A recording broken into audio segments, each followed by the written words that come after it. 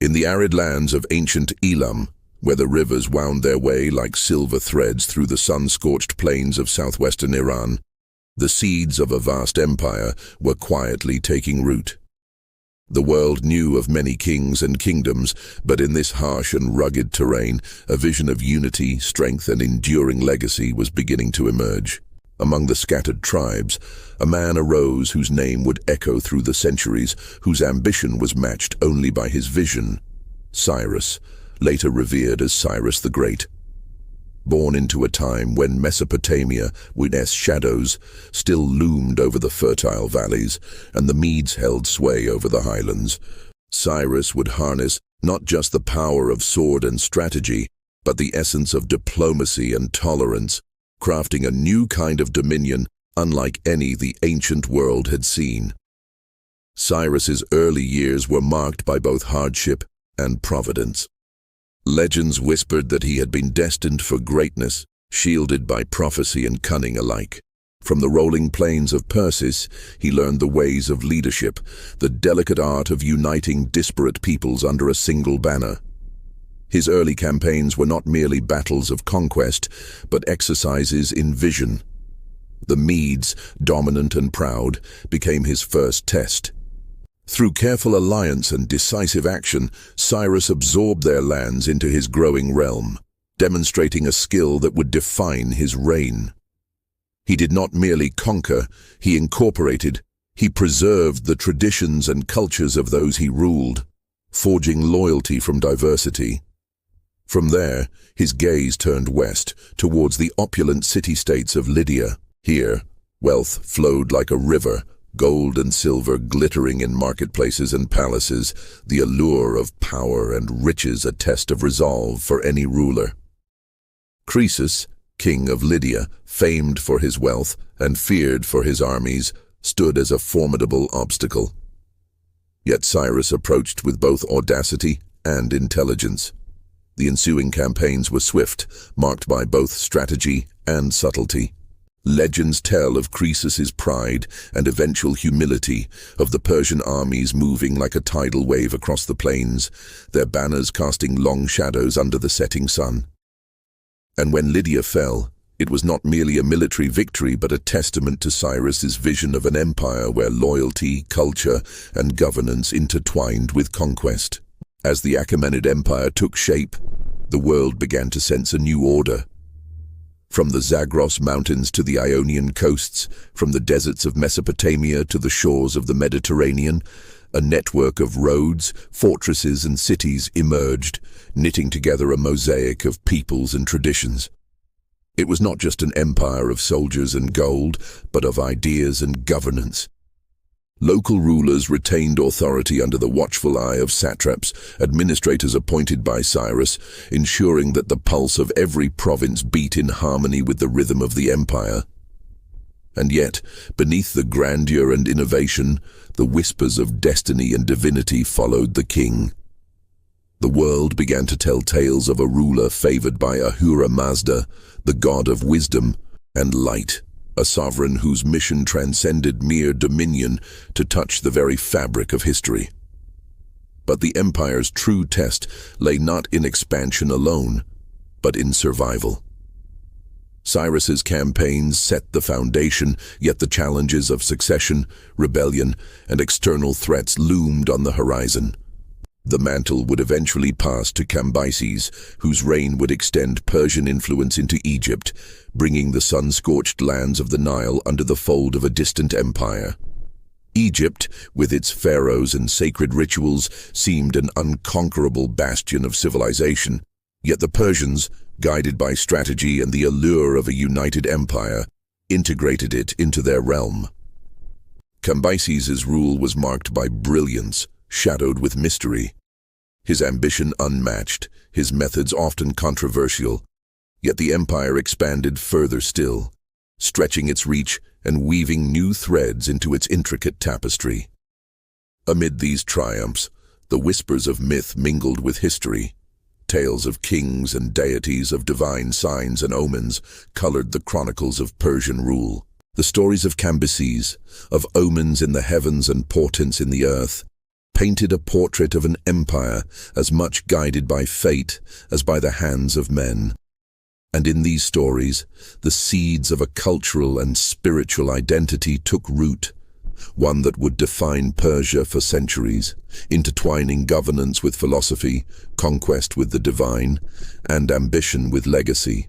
The early Persian Empire, vast and diverse, was more than a collection of territories. It was an experiment in unity, a vision of coexistence across mountains, rivers, and deserts. It was a realm where the wisdom of the past met the strategy of the present, where kings became symbols, and where the march of history itself seemed to bend under the weight of human will and divine guidance.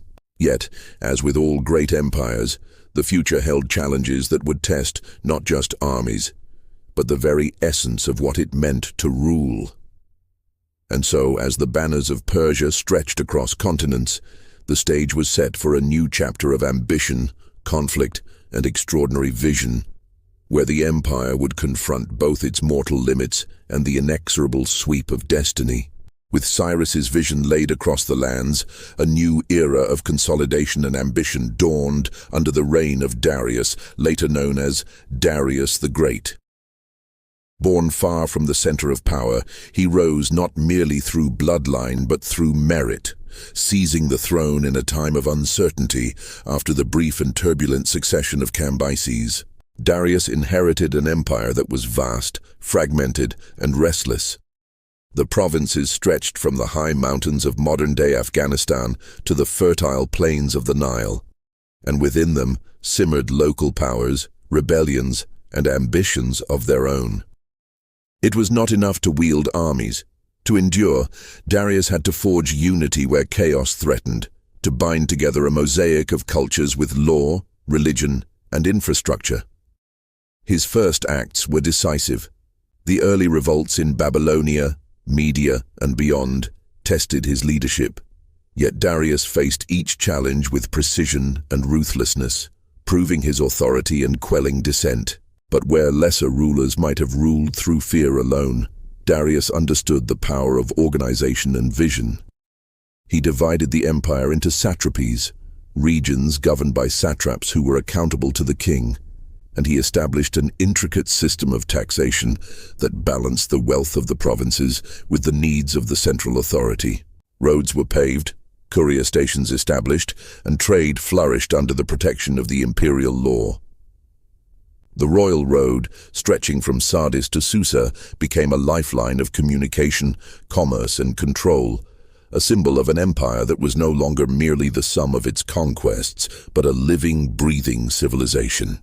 Darius was not only a master of administration, he was also a visionary of culture and religion.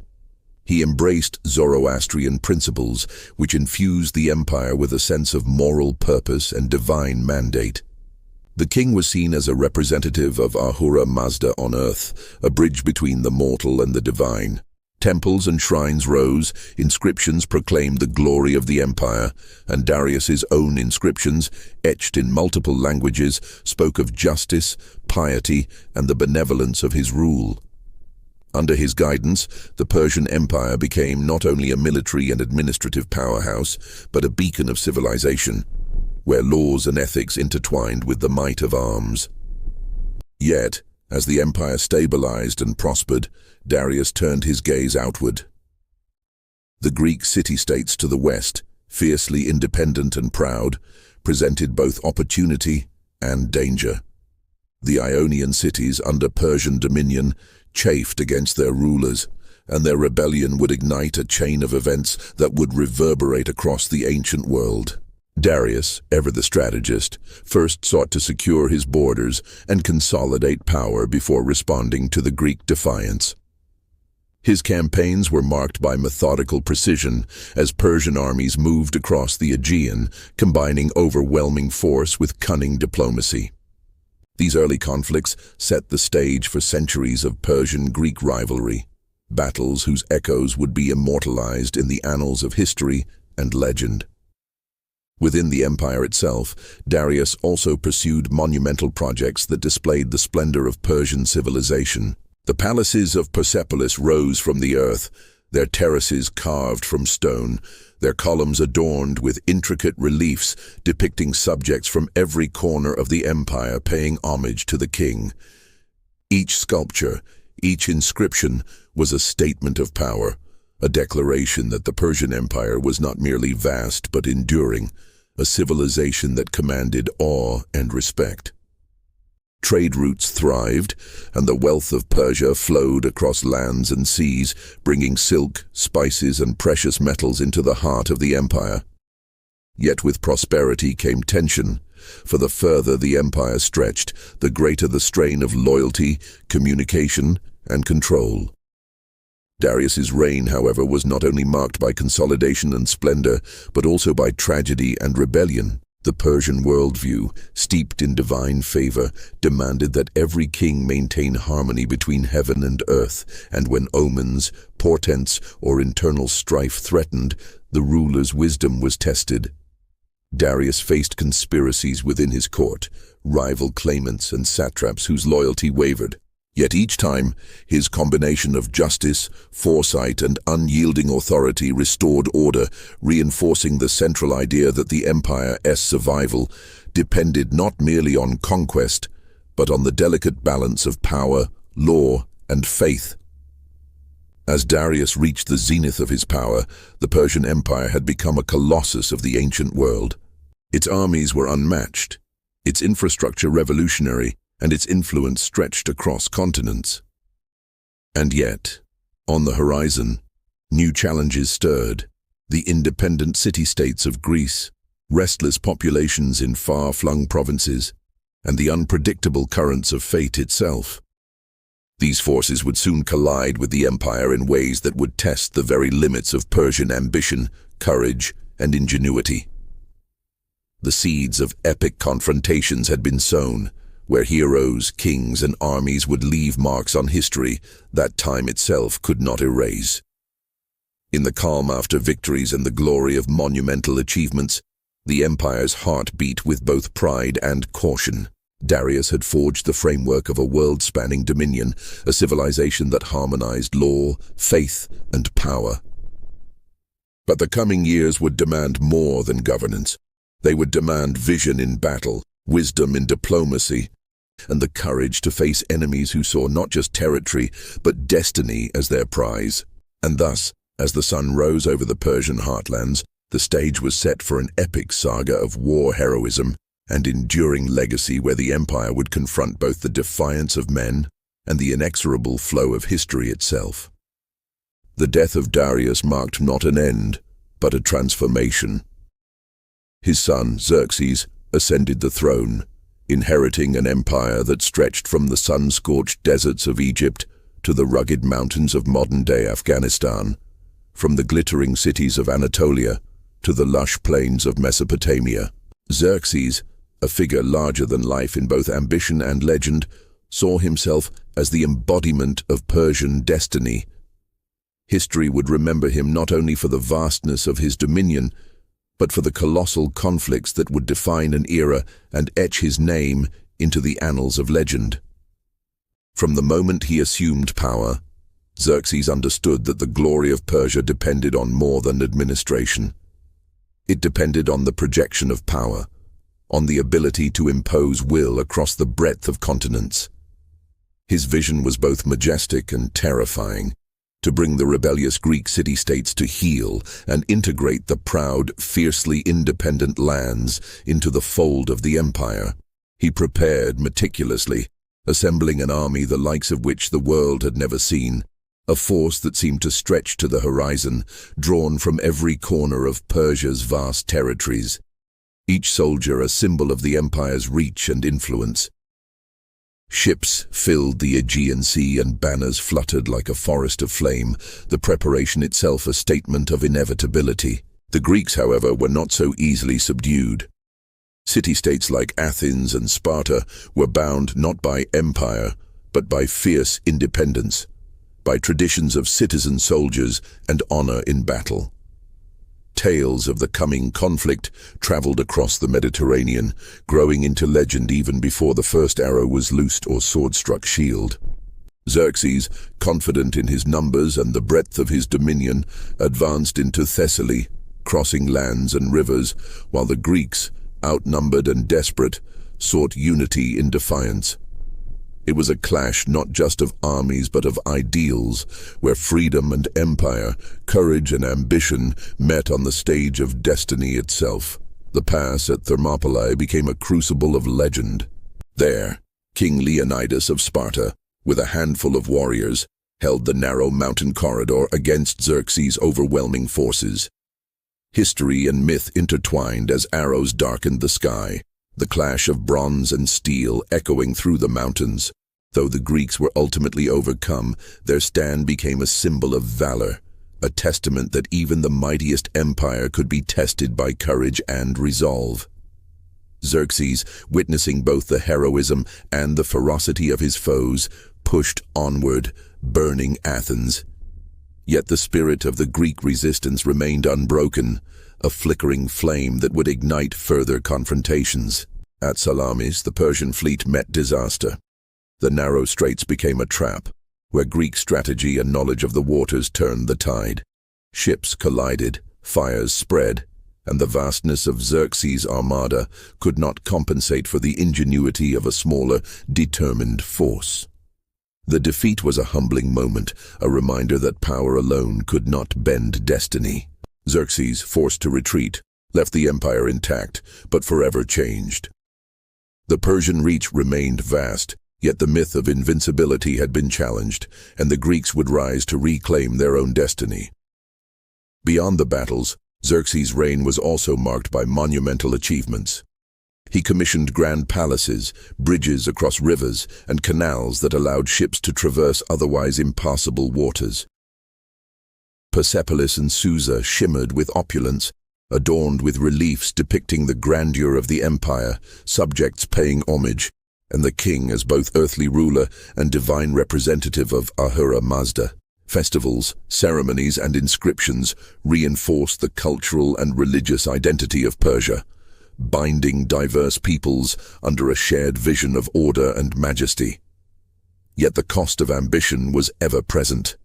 The human toll of campaigns, the strain of governing such a vast empire, and the simmering unrest in far-flung provinces tested the limits of Persian authority. Xerxes' later years were marked by introspection, by the awareness that empires, like rivers, could overflow or run dry. The Persian ideal was not merely conquest, but endurance, the careful balance of force, diplomacy, and cultural cohesion. And while his campaigns in Greece had faltered, the empire itself remained a colossus, its infrastructure, administration, and wealth unmatched by any contemporary power. The story of Xerxes and the Greco-Persian Wars became legend, immortalized in tales that blurred the line between history and myth. His name would echo through the centuries as a symbol of ambition, grandeur, and the precariousness of power. The Persian Empire, despite challenges and setbacks, endured, a testament to the vision of its founders and the resilience of its institutions. And as Xerxes looked across his vast dominion, he must have seen not just lands and cities, but the weight of history itself, the intertwining of human ambition and divine destiny, and the knowledge that the empire he inherited and shaped would be remembered long after individual kings faded into the shadows of time. The reign of Xerxes, with its triumphs and tribulations, set the stage for the next phase of Persian history, a period where internal strife, succession, and external pressures would test the empire's resilience and adaptability. The Persian ideal of unity through diversity, of governance tempered with culture and faith, would continue to evolve, shaping not only the destiny of the empire, but also the course of the ancient world.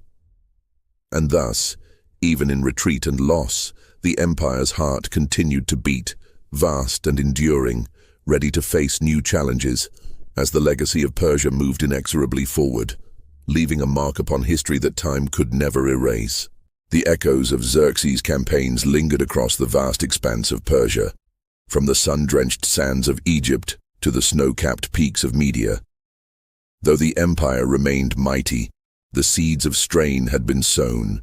No empire, however vast or meticulously organized, could escape the hidden tensions that simmered beneath the surface. Satraps, once loyal pillars of governance, began to nurture their own ambitions. Provinces, distant from the throne and its daily oversight, sometimes chafed under the demands of tribute, while whispers of rebellion occasionally slipped through the carefully woven web of administration.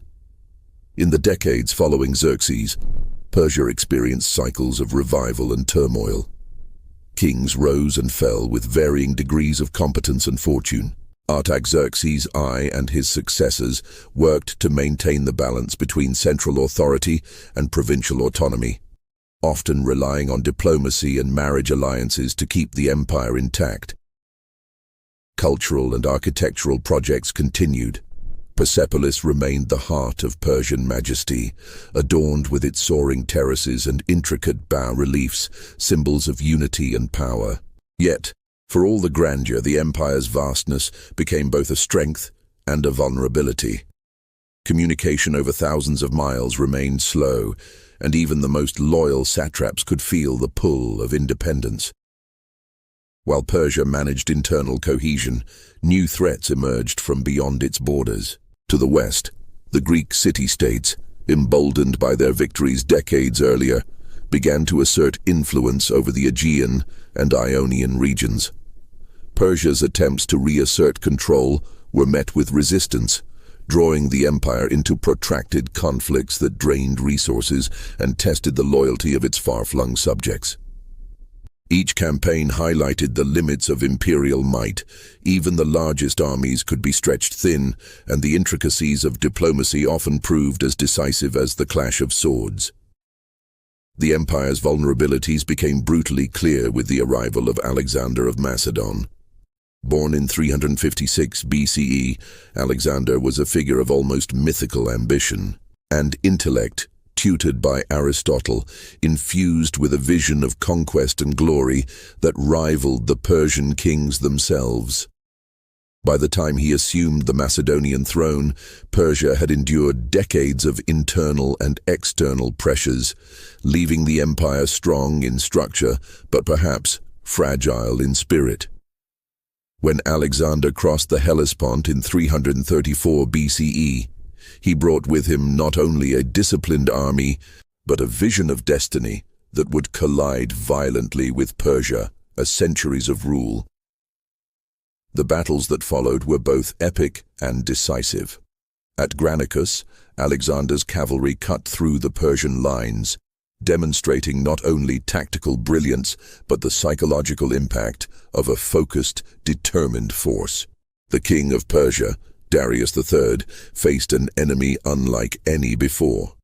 A leader whose ambition mirrored the god's own audacity, whose strategy and charisma rallied men to seemingly impossible feats. At Issus, the two forces met again, and once more the Persians were forced into retreat, their vast armies unable to withstand the precision and momentum of Alexander's assault. The siege of Tyre, the march through the deserts of Syria, and the confrontation at Gaugamela all further demonstrated the shifting tides of power. Darius III, despite immense wealth and vast resources, could not match Alexander's combination of speed, cunning, and unyielding drive. Persia, which had once absorbed civilizations into its fold with diplomacy and strategy, now faced a conqueror who sought not assimilation but annihilation of opposition. The palaces, roads, and cities that had symbolized Persian unity became both assets and targets, testaments to an empire that had reached its limits. Even as Alexander advanced, the Persian court was not without its own drama. Darius, aware of the peril, attempted diplomacy, offering immense riches and territorial concessions to avert disaster, yet Alexander's ambition would not be tempered. The psychological dimension of conquest played as crucial a role as the battlefield itself. When Darius was ultimately betrayed by his own satraps, murdered while fleeing, the Persian Empire had not only lost its king but its unifying symbol. Alexander entered Persepolis, the heart of Persian civilization. And though the city was eventually burned, whether as retribution, symbolism, or both, the empire's spirit was broken. Yet even in defeat, Persia's legacy endured. Its administrative systems, infrastructure, and cultural achievements inspired Alexander himself, who adopted elements of Persian governance to rule his newly conquered territories. The empire that had seemed invincible, whose influence stretched across continents, passed into legend, its story interwoven with myth, moral, and cautionary tale alike. The grand palaces, the roads, the intricate reliefs of Persepolis, all became symbols not merely of conquest, but of human ambition, vision, and the fragility of even the mightiest dominions. The fall of the Achaemenid Empire was not a sudden collapse but a dramatic transformation, a passing of the torch from one great civilization to the next. Persia would rise again in different forms, the Parthians and the Sassanids, but the epic of its first empire, the grand sweep from Cyrus the Great to Darius and Xerxes, from administrative brilliance to clash with the Greeks and ultimate confrontation with Alexander, would endure as a foundational story of human history. The tale of Persia is not merely one of kings and battles, but of vision and ambition, of cultures intertwined and ideals tested, of an empire that shaped the world and left a legacy that even conquest could not erase. As the dust settled over the ruins of Persepolis and the echoes of clashing armies faded into memory, the Persian Empire, though fallen, cast a long shadow over the centuries. Its roads, laws, and cultural achievements would influence the successors of Alexander, the Romans, and even civilizations far removed by time and distance. The story of Persia reminds us that empires are built not only with armies, but with ideas, with the ambition to unify, to govern, and to endure, and that the grandeur of human history is as much the story of vision and legacy as it is of conquest and power. Even as Alexander's armies marched eastward and the Achaemenid Empire crumbled beneath the weight of conquest, the spirit of Persia refused to vanish. The lands of the former empire, from the sunlit banks of the Nile to the deserts of Bactria, became a crossroads of Greek and Persian civilization. In the wake of Alexander's death, his vast dominion fragmented, giving rise to the Seleucid Empire, a Hellenistic state that sought to impose Greek culture upon Persian soil. Greek cities rose alongside ancient Persian settlements, and the clash of philosophies, religions, and governance created a tension that was both vibrant and volatile. Yet even under Seleucid rule, Persia's imprint endured.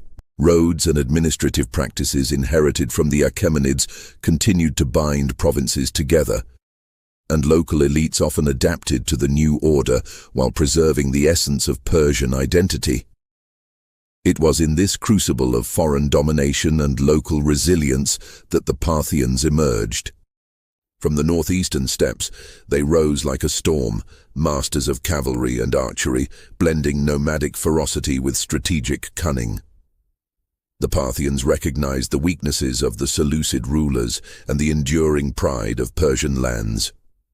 They conquered strategically, consolidating power not through sheer bureaucracy, but through mobility, martial skill, and the charisma of kings who led their forces into battle.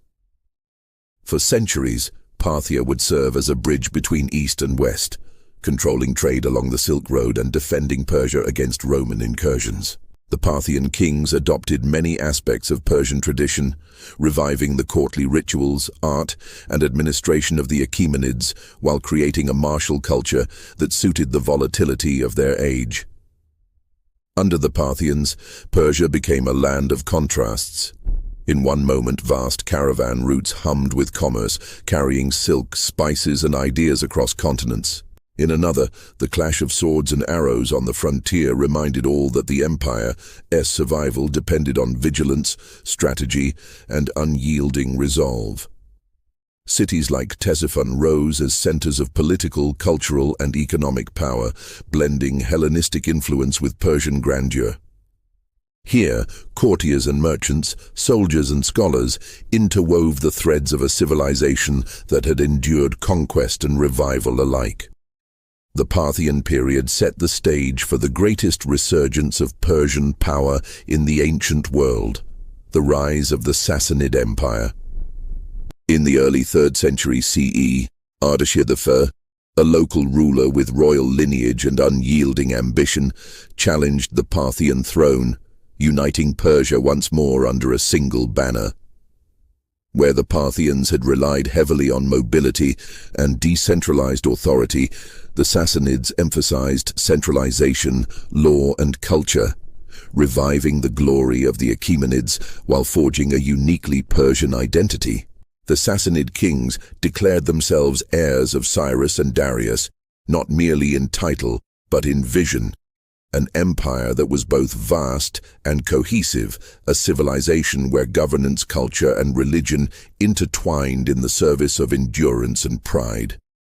Under the Sassanids, Zoroastrianism flourished as a state religion, shaping not only spirituality but law, social structure, and political legitimacy. Temples, fire altars, and inscriptions celebrated divine favor, reinforcing the idea that the king was the earthly representative of Ahura Mazda. Cities thrived as centers of learning, trade, and art. Persepolis's memory echoed in new capitals like Ctesiphon and Gunda Shapur, where scholars debated philosophy, medicine, and science, keeping the flame of Persian culture alive and luminous. At the same time, the Sassanid army, disciplined and formidable, projected power across borders, engaging Rome in long, brutal conflicts that tested the resilience of both empires. The Sassanid era was an age of contrast, magnificence and conflict, diplomacy and warfare, religion and philosophy. Kings, such as Shapur, Fahm, and Khosrow, expanded the empire, reinforced infrastructure, and patronized culture, creating a civilization that rivaled any in the ancient world. At the frontiers, soldiers defended against Roman legions, nomadic tribes, and later, Arab incursions, while merchants and scholars facilitated the exchange of goods and ideas across Asia and the Middle East. Persian influence reached far beyond its borders, leaving marks on art, governance, and literature that would endure even after the fall of the empire. Yet even as Persia flourished, the currents of history were inexorable.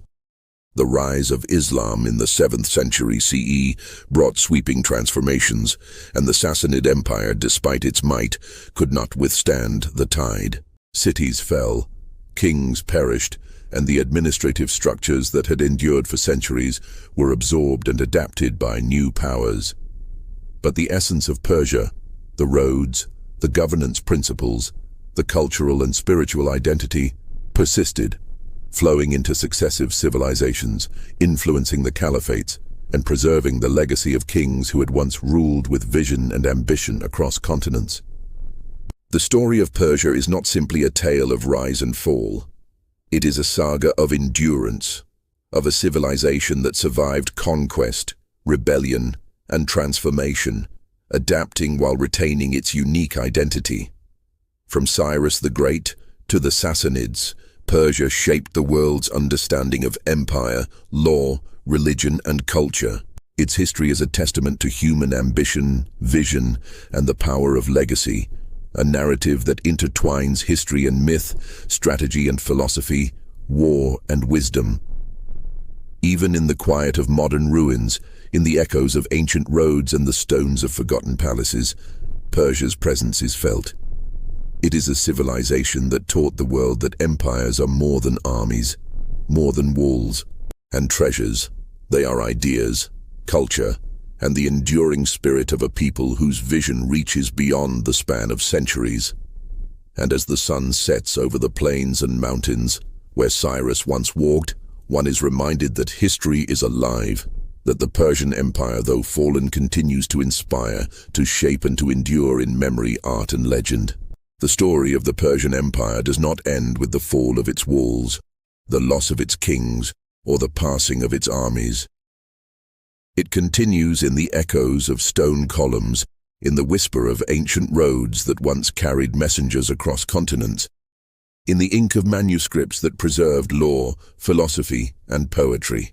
Persia's legacy is not measured solely in territory or conquest, but in the enduring imprint it left upon civilization itself, a blueprint for empire, a vision of governance, and a testament to human ambition intertwined with divine aspiration.